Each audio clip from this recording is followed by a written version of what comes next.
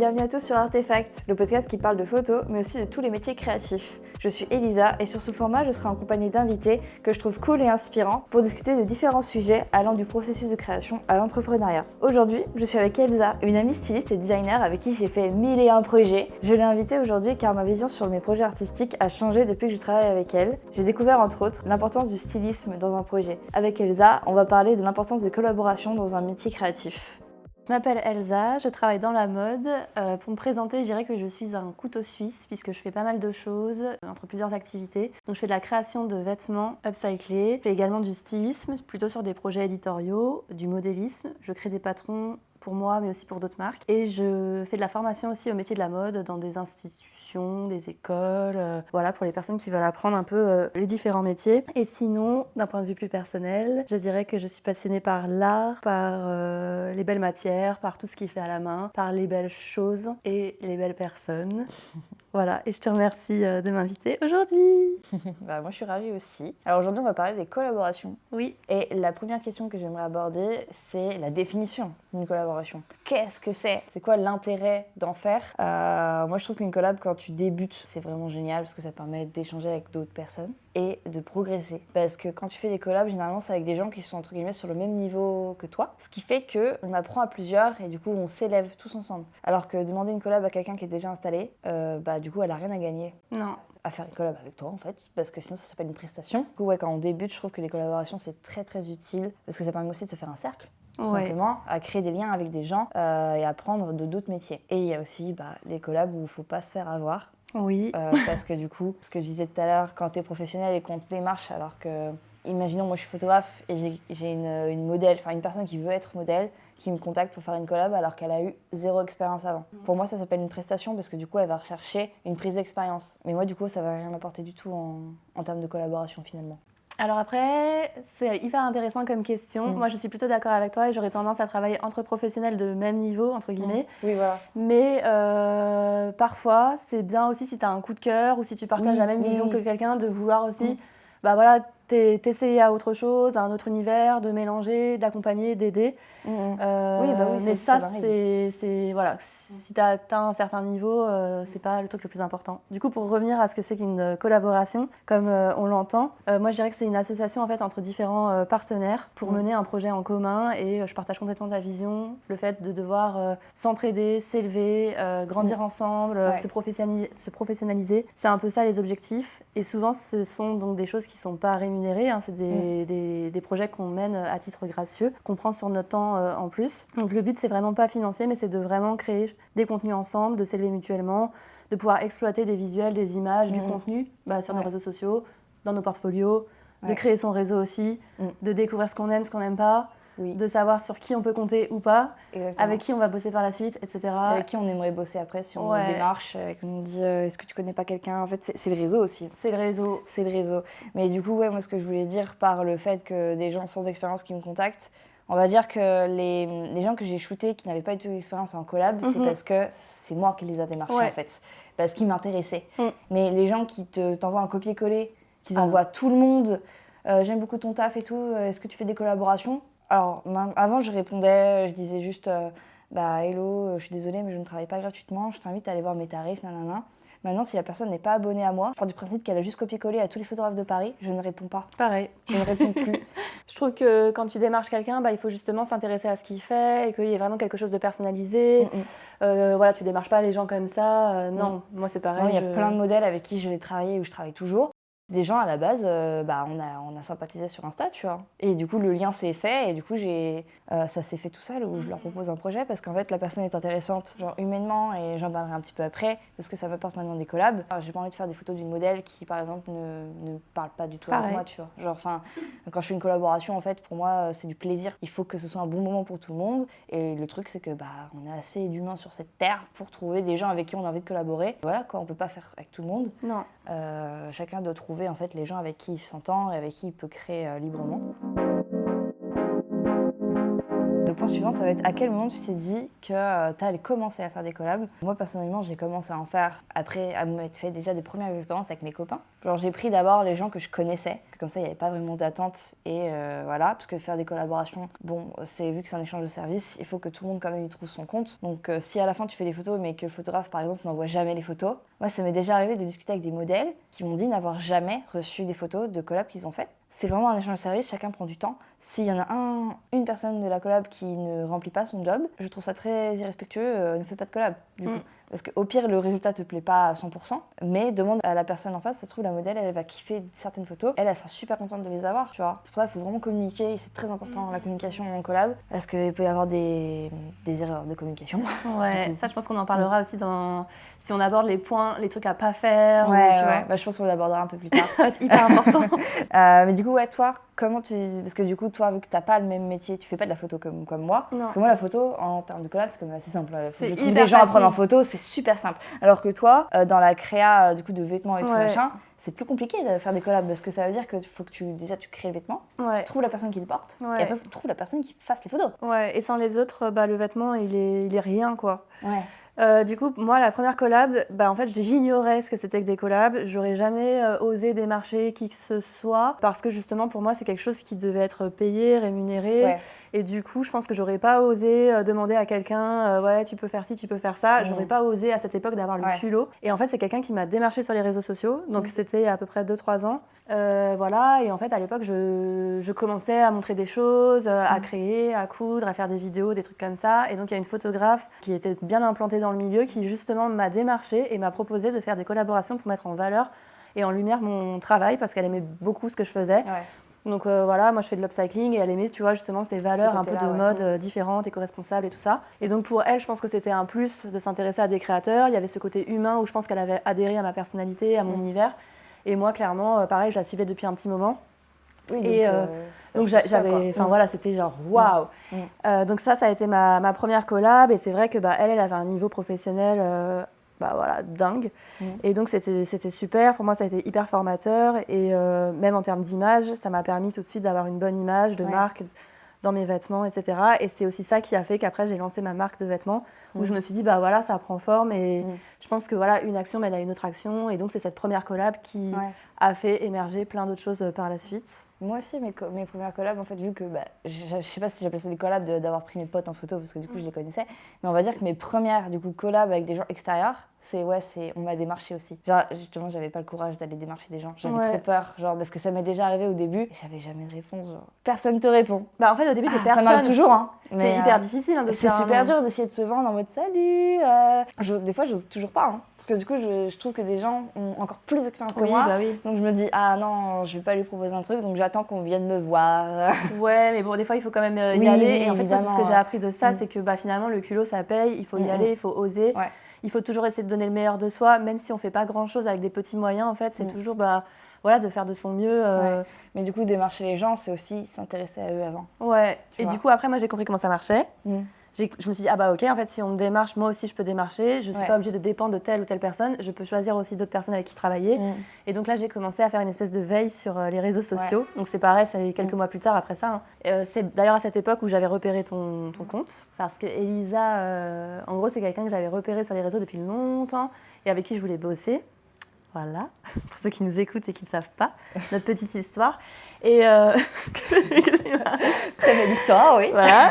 Et du coup, donc après, voilà, j'ai entamé une veille sur Instagram avec les personnes avec qui je voulais bosser. Voilà, les gens qui m'intéressaient, envers qui aussi je me reconnaissais. Après, j'ai commencé à les démarcher. Voilà, via Instagram. J'ai fait des stories aussi pour avoir des collabs, des trucs comme ça. Et franchement, comme tu as dit tout à l'heure, dans le monde de l'image, tout le monde veut avoir des belles images, tout le monde veut se montrer, etc. Enfin, c'est super simple de faire un appel pour avoir des profils et après tout simplement discuter. Parce que moi, il y a plein de gens avec qui j'ai travaillé, c'est des gens en fait où j'ai discuté pendant... Ils réagissaient à ce que je faisais et moi inversement, et ça s'est fait tout seul en fait. Nous, on avait discuté un petit peu et je le raconterai un peu plus tard sur notre premier projet. Parce que du coup, il y a une anecdote à raconter sur le tout premier. En fait, j'ai pensé à toi direct, donc je t'ai renvoyé un message, mais vu qu'il y avait déjà eu une conversation avant, c'était beaucoup plus simple de discuter. Moi, j'arrive plus facilement à démarcher une personne quand j'ai déjà un petit peu discuté avec elle, alors qu'arriver comme ça, comme une fleur, là c'est dur parce que des fois tu peux avoir zéro réponse et c'est pas forcément contre toi. Des fois, c'est juste la messagerie Instagram, c'est un enfer. Donc, c'est chiant. Donc, il faut plutôt envoyer des mails. Mais des fois, les mails, les gens, ils répondent pas. C'est un peu au coup de bol aussi, quoi. Ouais, je pense que c'est important d'échanger avant par je ne sais quel moyen, mais de créer un lien. Ouais, ou bien créer un lien vers d'autres relations aussi. Ouais, il y a des gens avec qui je vais travailler. J'ai jamais travaillé avec eux, mais j'ai des amis qui ont déjà travaillé avec eux. Donc, en fait, pour moi, c'est un lien de confiance et je m'en fais pas du tout, tu vois. Pareil. Donc ce côté-là, en collab, est très cool parce que tu peux rechercher quelqu'un, faire ah bah si attends je connais quelqu'un, attends je vais vous présenter, enfin, ça peut aller très vite. Ouais. Et bah, c'est ça qui est trop bien. Du coup au fil du temps, quand j'ai commencé à faire des collabs où je prenais juste des gens en photo, j'ai fini du coup par proposer mes projets à d'autres créatifs. Donc c'est-à-dire pas juste une modèle. Donc à ce moment-là j'ai commencé à avoir quelqu'un pour le make-up. Et après, grâce à toi, j'ai découvert le stylisme. Et là ça va faire du coup un an, 2 ans. Que du coup je bosse. Quand je fais un projet, pour moi c'est indissociable de ne pas avoir quelqu'un pour le stylisme ou le make-up minimum, tu vois. Quand je fais un projet perso, parce que après voilà, parce qu'en fait j'ai envie de le pousser au maximum et d'avoir chaque point abordé et pas qu'il y ait un côté laissé.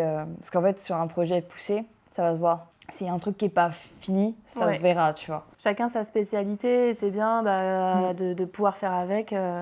C'est ça. Je pense qu'on a déjà un peu répondu au 3e point que j'avais écrit, c'est dans quel but on fait des collabs, parce que le but a changé. Quand tu fais des premières collabs, ton but à la base c'est prendre une expérience, te faire un premier book, tout ça. Et en fait, le but des collabs maintenant, en tout cas, pour moi il a changé. Moi, les collabs, comme je te disais tout à l'heure, elles n'ont plus le même but qu'au tout début. Maintenant, mon but, c'est, oui, me faire des images pour mon book, créer des projets, mais surtout créer mes projets et les pousser au maximum. Et ce qui m'intéresse encore plus maintenant dans les collabs, c'est créer un peu comme des petites aventures, en fait. Genre créer vraiment humainement des liens avec les gens et créer des vrais souvenirs. Donc, aller dans un lieu super cool et partir 3-4 jours, j'adore. Pareil. C'est vraiment le meilleur truc. Pour les collabs en tout cas, donc ça prend du temps, ça prend de l'argent et c'est pour ça aussi que j'en fais moins parce qu'en fait voilà ça me coûte plus d'argent, ça prend beaucoup plus de temps à créer alors qu'en fait quand tu vois les images tu fais c'est super simple, ils ont été sur tel endroit, ils ont fait des petites photos machin, sauf qu'on se rend pas compte du temps qui est passé pour trouver le lieu, démarcher toutes les personnes, faire concorder pour faire concorder les calendriers de tout le monde et après il y a aussi toi par exemple le stylisme. Ça se fait pas par un claquement de doigts, en fait, les tenues. Hein on se rend pas compte pour créer des images, mais tout est pensé.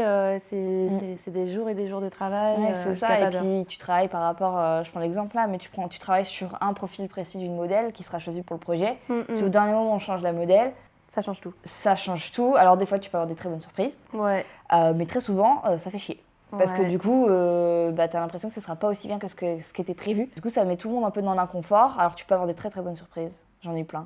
Les collabs d'avant, en fait maintenant, j'ai beaucoup plus priorisé comme toi, je pense, la qualité à la quantité. Je pense quand je démarrais, je voulais à tout prix faire des images, faire du contenu, poster des choses tout le temps. Je fais ça aussi, mais je crée plein de projets tout le temps en fait du coup. Tester plein de choses, apprendre, et j'acceptais plein de projets, même des choses en fait qui correspondaient pas à ma personnalité ou à mon ADN. Et j'ai regretté parce que je me suis dit en fait là t'as fait pas les bons choix. Enfin voilà, ça t'apportait pas. Ça m'apportait rien et c'était pas des choses que je pouvais exploiter. Donc voilà, ça c'est des choses par exemple que je ne fais absolument plus aujourd'hui. Et maintenant mes projets j'ai beaucoup moins besoin d'en faire parce que voilà mon contenu t'en as assez en fait. Il est là.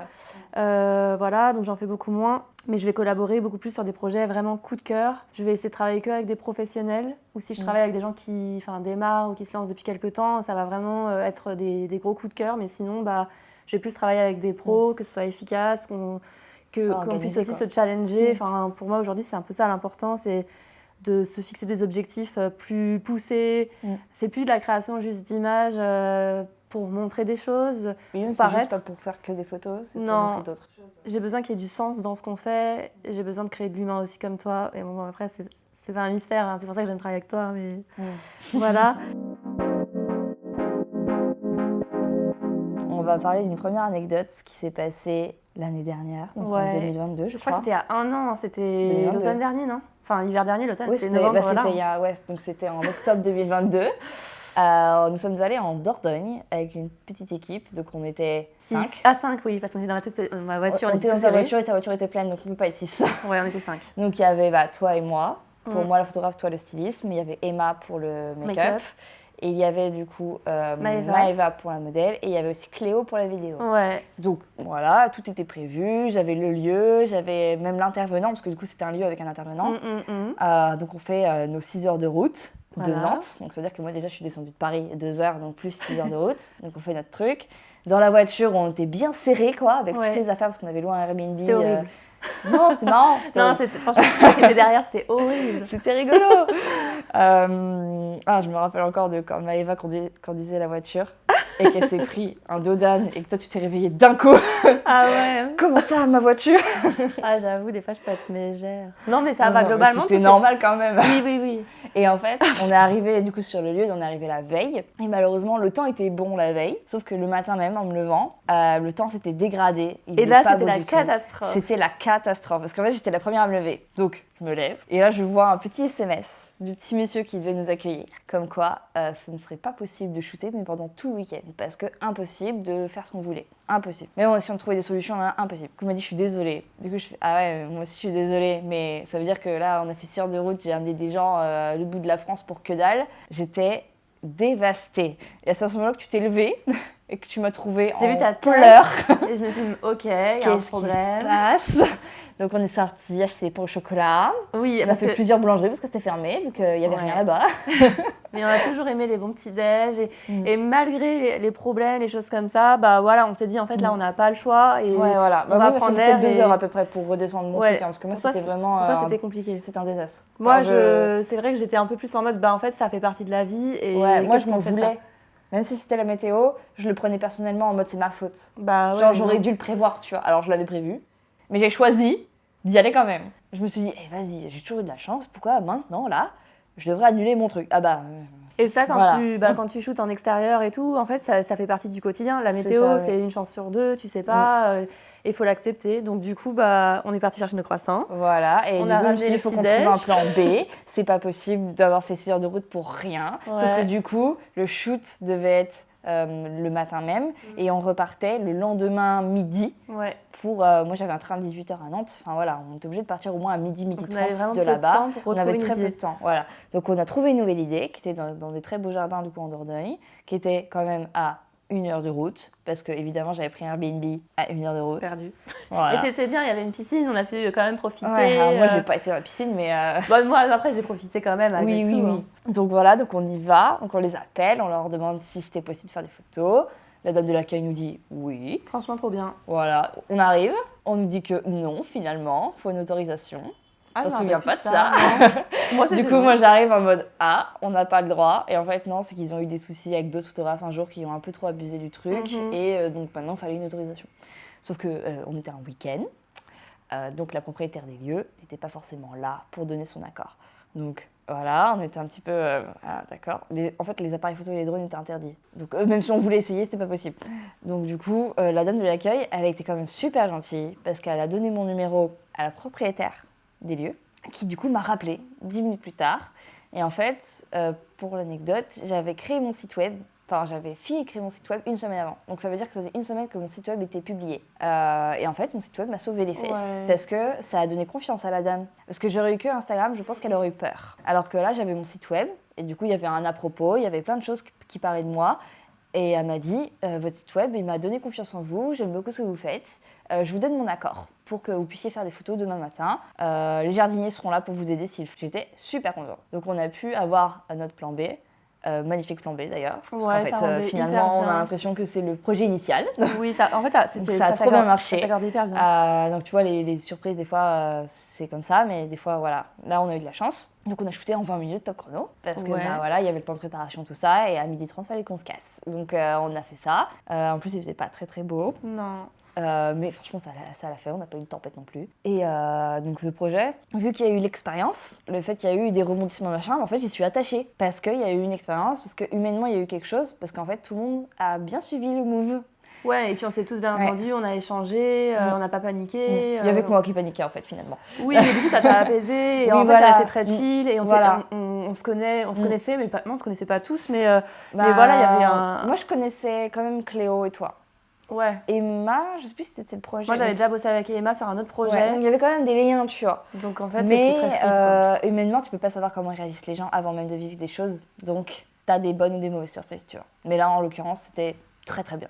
Pareil, c'était une très bonne expérience. Moi, j'ai adoré les montagnes russes et le fait de chercher des solutions dans des problèmes, dans des machins. Bah, voilà, je trouve ça rigolo. Démarcher des lieux qui disent « Ah, ça pourrait être possible, mais pas maintenant. Ah oui, mais nous, c'est maintenant. » Parce que d'habitude, moi, je me prends tellement en avance que du coup, je contacte et je donne pas de date. J'attends que les lieux me donnent leur disponibilité, machin. Alors que là, t'arrives, tu imposes tes trucs en mode « Moi, je veux que ce soit tout de suite dans 3 heures. Ça fait peur, très peur. Très contente d'avoir eu ce projet. Donc après, on est rentré, on a fait une 6 heures de route. C'était très long. Ah, le retour, il était horrible. Ouais, parce qu'il pleuvait, c'était l'enfer.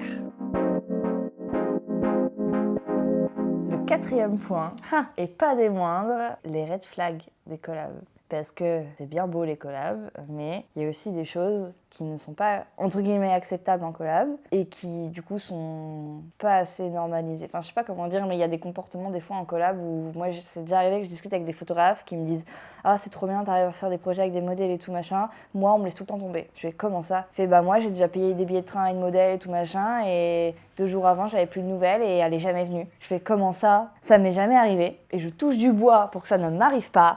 Mais franchement, ça m'angoisse. Parce qu'en gros, tu peux avoir plus envie de faire une collaboration. C'est tout à fait louable. Tu peux avoir des soucis de santé, des soucis personnels, avoir juste plus envie. Tout à fait normal, ça reste humain. La meilleure chose à faire, c'est communiquer, en fait, c'est le dire. Après, il y a aussi des collabs où il y a des engagements à tenir, parce que des gens s'engagent, dépensent de l'argent. Moi, des fois, j'avance des frais. Toi, tu avances des frais souvent dans les matières et dans ton temps. Si on te laisse tomber, en fait, le truc, c'est que ça va où après, tu vois. Donc, premier red flag, les gens qui mettent des plans, qui te laissent tomber, qui sont pas fiables. Voilà, les gens pas fiables. Ça, tu peux pas le prévoir en avance. Mais si on te le fait une fois, potentiellement, ça veut dire qu'il faut pas rebosser avec. Sauf s'il y a vraiment une bonne raison, et voilà. Oui, s'il y a des bonnes raisons, franchement, ça va, tu vois. Mais il y a beaucoup de gens qui mettent des plans. Franchement... En fait, le truc, c'est qu'ils ont tout à perdre à faire ce genre de choses, parce qu'en fait, professionnellement parlant, après, en fait, c'est pas comme si on discutait pas entre photographes. Hein, c'est pas des gens sérieux, de toute façon. C'est pas comme si tu fais un mauvais plan à quelqu'un, son pote en face va pas le savoir. Bah si, il va le savoir, et il voudra pas travailler avec toi non plus, tu vois. Donc en fait, c'est pas... En fait, une mauvaise action n'est jamais isolée, tu vois. Il y a des répercussions. Moi, j'estime que c'est des mauvaises actions si tu fais la morte, tu vois. Dans le côté humain aussi, moi je dirais, justement comme on a dit, c'est important d'échanger.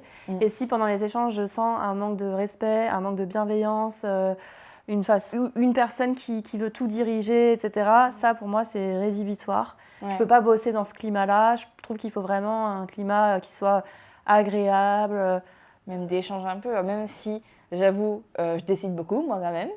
Oui, mais tu as la manière de le dire et c'est normal. Puis j'aime bien laisser quand même un petit... En fait, je vais, on va dire, valider des choses, mais j'aime bien justement qu'on me propose des trucs, tu vois. En fait, je pense que je vais pas faire une commande, tu vois, grosso modo, tu vois. Faut pas être dictateur et il faut que chacun puisse aussi s'exprimer. Après, c'est normal aussi de dire ses idées parce que sinon ça part dans tous les sens et le truc n'a pas de sens. Mais voilà, c'est plus...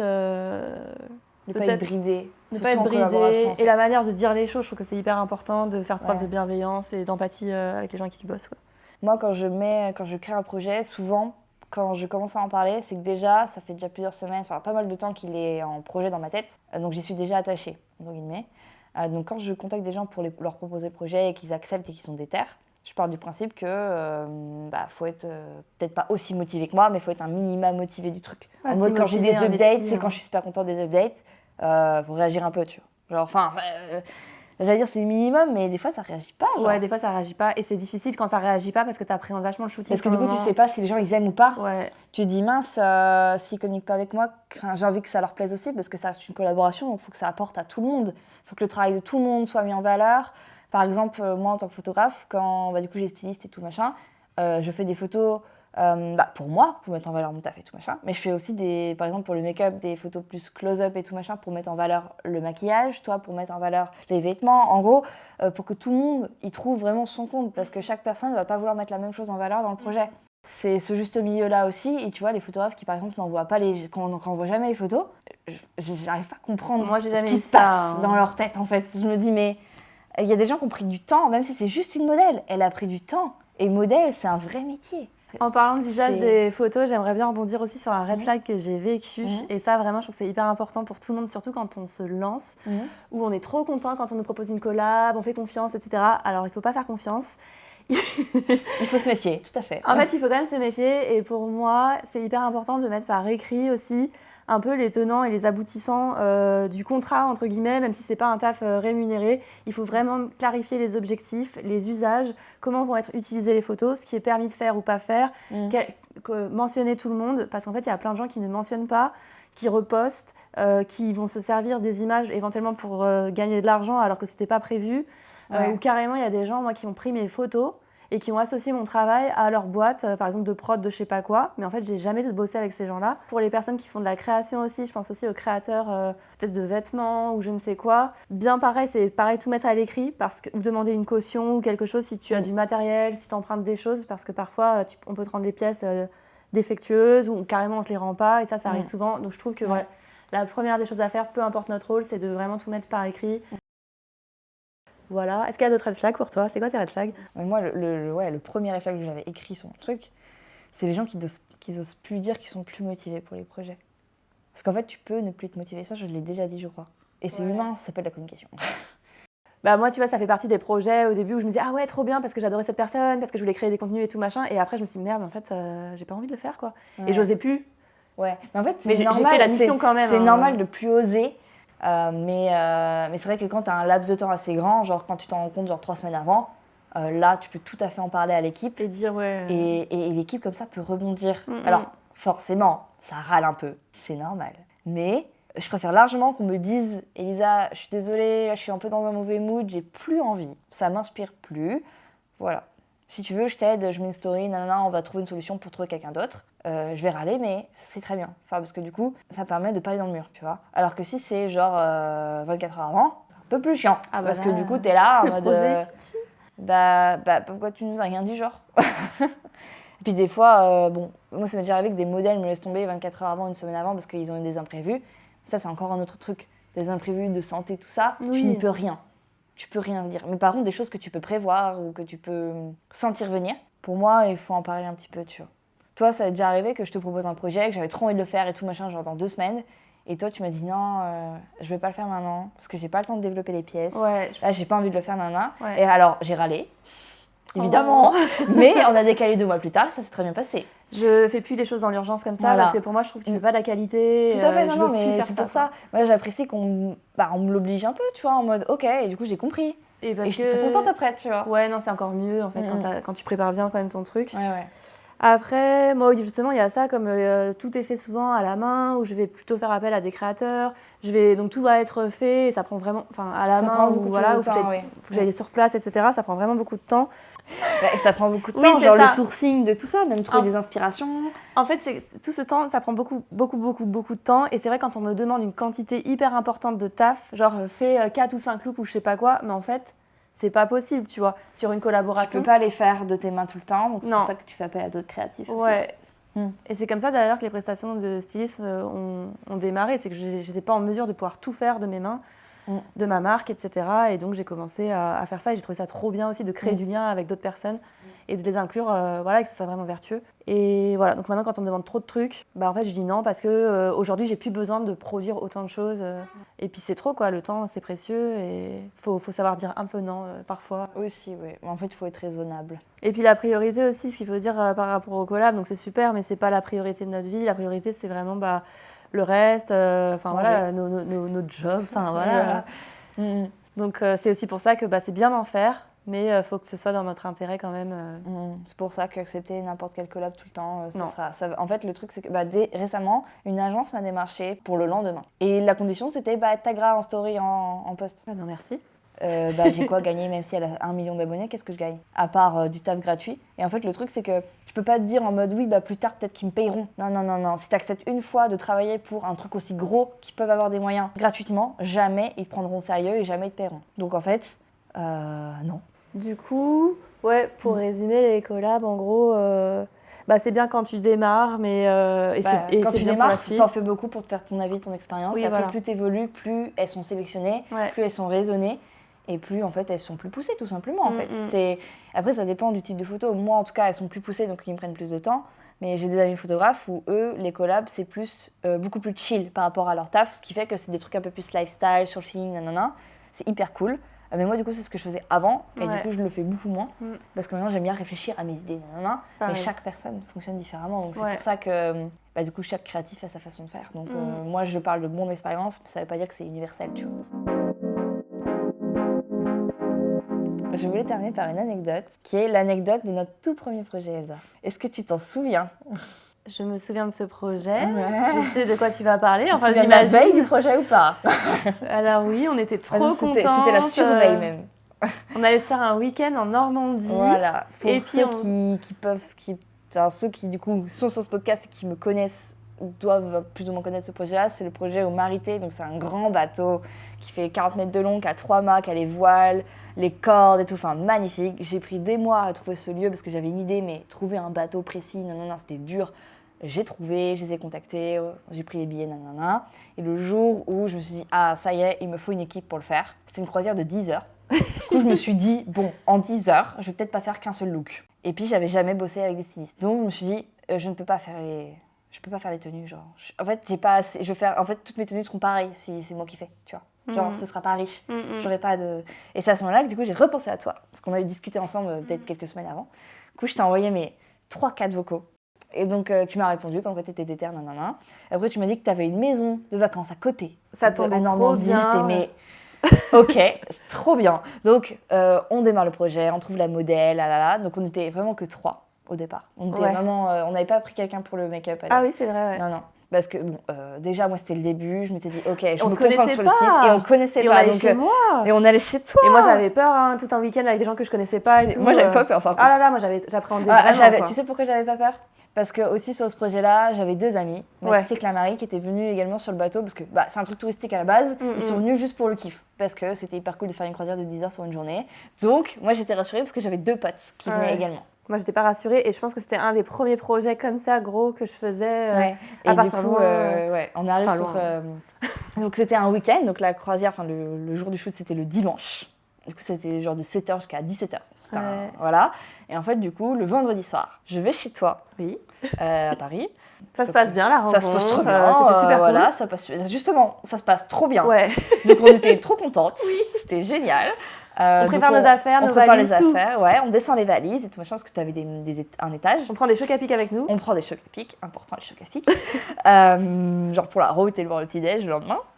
Et en fait, je descends, c'est moi en plus, qui descend la valise du stylisme. Donc, une valise uniquement où il y a que les tenues.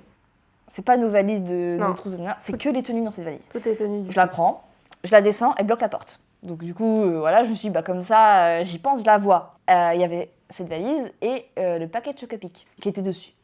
J'arrive, je fais mon dernier aller-retour, je reviens.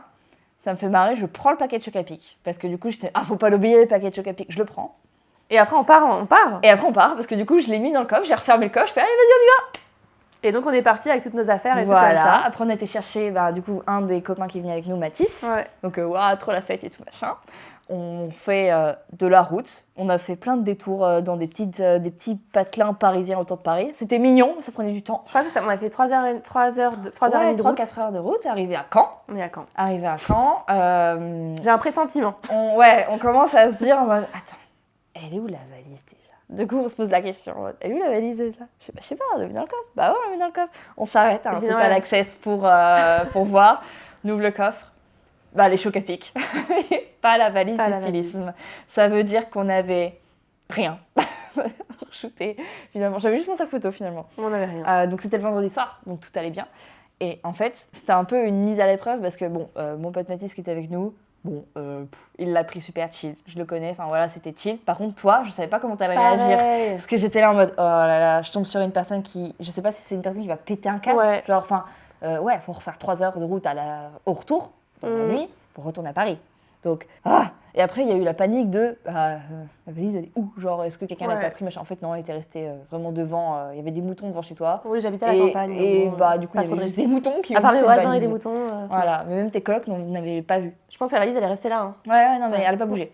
Et donc, on retourne, on refait du coup, toute la route dans la nuit. Je me rappelle que j'avais fait... Parce que j'avais du temps devant moi, donc j'avais fait une story time. Et j'avais mis une boîte à questions pour que les gens nous racontent leurs mésaventures. Parce qu'en fait, on était en mode on rigole, mais on avait quand même beaucoup le seum. Donc, je me suis dit, je vais demander aux gens de nous raconter des petits trucs. Donc, on en a eu plein, c'était génial. Donc, comme ça permettait de relativiser un peu. Donc, on dort chez toi. Ouais. Le lendemain matin, 8h, on s'en va avec la valise. On refait la route. Ouais, mais beaucoup plus longue parce qu'il y avait tous les Parisiens qui allaient en Normandie. C'était un long week-end aussi. Ah oui, c'est vrai. Tu te rappelles? Ouais, oui. On a mis 6 heures pour y arriver au lieu de 4. Hein. Ah oui, c'est vrai. Mais en fait, on était tellement chill et contentes. On a mis nostalgie, on rigolait tous, on chantait. Ça s'est très bien passé. Et puis on avait une journée, on avait prévu une journée au cas où pour profiter de battement. Donc cette journée de battement, du coup, nous a servi de temps de route. Et aussi, ce que j'ai pas dit, c'est que le vendredi soir, quand on a fait la route inutilement, là, on avait ton chat. Oh, Jeannot. Petit Jeannot qui était là, lui il était dans sa petite caisse, il comprenait rien, genre pourquoi on a fait 6 heures de route en tout et qu'à la fin il retournait chez lui, quoi. Il a fait un tour de manège, le pauvre petit père, quoi. Et le lendemain, rebelote. Ouais. Le pauvre. Donc, on fait le projet. Après, on retrouve du coup Claire-Marie et Chloé, la modèle, qui sont venues, elle, de Rennes, il me semble. Ouais, c'était ça. Et du coup, on se retrouve du coup la veille.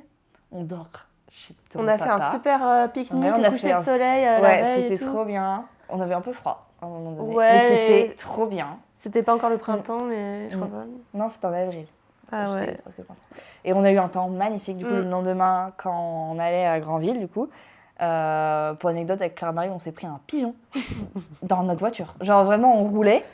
Et je sais pas, peut-être trop tôt pour ce pigeon. Généralement, les oiseaux, tu sais, ils évitent la voiture. Là, on se les mangeait dans le pare-brise. Après, ça devait peut-être l'heure des oiseaux. Je sais pas quelle heure on est parti. Bon, il était tôt. On devait être à 7h au port. Ah oui, donc, c'était bien gelé dehors. Donc voilà, et en fait, sur le bateau, on mangeait nos chocs à pic, quoi. Et le projet s'est très très bien passé, c'était vraiment génial. Ouais. L'eau était très froide, mais parce qu'on a mis les pieds dans l'eau, rappelle-toi. Mais c'était vraiment trop trop bien comme projet, moi j'ai trop adoré. Pareil. Et c'est là que j'ai compris que j'aimais beaucoup les projets avec du stylisme déjà, parce que du coup, les looks, je les connaissais un peu parce que tu me les avais montrés, mais je les ai vraiment découverts sur le projet. Et du coup, ce que je kiffais, c'est que tu nous montrais les pièces et tout. Ça, écoute, c'est tel modèle, tel styliste qui l'a fait, nanana. C'est là que du coup, j'ai connu le travail de Basilia, une autre styliste du coup qui fait des créations en macramé.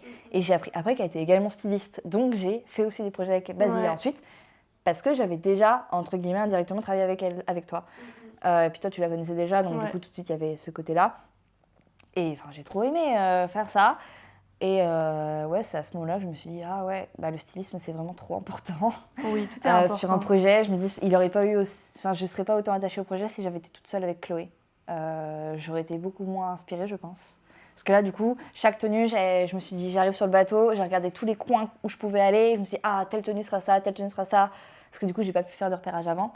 Donc, sur 10 heures, on a eu largement le temps d'exploiter le lieu. Et tout en discutant bien avec les gens qui étaient également en touriste sur le bateau, on a fait des rencontres avec des gens super gentils. Ouais. Moi, j'ai même eu une prestation après ça, de quelqu'un qui s'est souvenu de moi et qui m'a pris une prestation ensuite. Trop, trop bien. Donc voilà, c'était le projet qui a failli être chaotique au départ. Et maintenant, je passe souvent devant le Marité. J'ai toujours une petite pensée pour ce projet. Tu passes devant ? Bah oui, parce que je vais souvent à Granville. Et à chaque fois, je le vois. Et même avant, je l'avais déjà vu avant de faire notre projet. Et je l'appréhende différemment. Quoi. Moi, j'aimerais bien y retourner un jour, le refaire. Pas forcément refaire un projet, mais refaire une petite croisière dessus, quoi. Bon, il ne se souviendra pas de nous, mais même l'équipage ne se souviendra pas, mais c'était trop bien. Ouais, c'était trop bien. C'était trop bien. Et du coup, ce que je vais rebondir sur l'introduction que j'ai pu faire, ça a vraiment changé ma vision dans mes projets. C'est à ce moment-là que je me suis dit, ok, pour mes projets perso, il me faut quelqu'un pour le stylisme. Genre soit quelqu'un qui crée des pièces, mais soit quelqu'un qui crée des looks surtout, par rapport à une thématique. Et en fait, ça m'inspire tellement plus, parce que moi, ce qui m'inspire, ça va être les textures, que ce soit dans le lieu ou les tenues. Et parce qu'avant, ce qui m'inspirait le plus, c'était les textures du lieu. Parce que du coup, la modèle, je dis, on fait avec ce qu'elle a dans son dressing, et puis voilà. Alors qu'en fait, maintenant, les textures des tenues m'inspirent aussi. Bah oui. Et après, tu as aussi les textures du make-up aussi. Enfin, voilà. Maintenant, c'est indissociable pour moi quand je fais des projets. J'adore avoir toutes ces cartes-là à présenter. Et puis même, je trouve que c'est plus poussé et ça tend à ce que je veux faire comme prestation aussi. Donc, du coup, on a terminé. Merci beaucoup. Trop bien. Merci, c'était parfait. On a passé un bon moment. Je te remercie de m'avoir invité pour ce podcast. Et voilà, j'espère que ça vous a plu aussi et que vous allez apprendre des choses. On va apprendre des choses ou juste tout questionner sur pourquoi on fait des collabs et qu'est-ce que ça peut apporter à chacun, tu vois. Donc voilà, merci beaucoup et on se retrouve pour un prochain épisode. Petite intervention avant la fin de l'épisode, je voulais sincèrement remercier ceux qui ont pris le temps d'écouter le premier épisode avec David. Et si tu es encore là, merci aussi parce que l'épisode d'Elsa est un petit peu plus long que celui de David. Si tu as aimé, n'hésite pas à t'abonner et à noter le podcast avec des étoiles, c'est vraiment archi important. J'enregistre ce petit aparté après parce que j'ai complètement oublié de faire ce genre de truc. Tu peux aussi répondre à la petite question sur Spotify, c'est toujours hyper intéressant. Et puis si t'as des remarques ou des questions, mes DM Insta sont toujours ouverts pour discuter. Salut!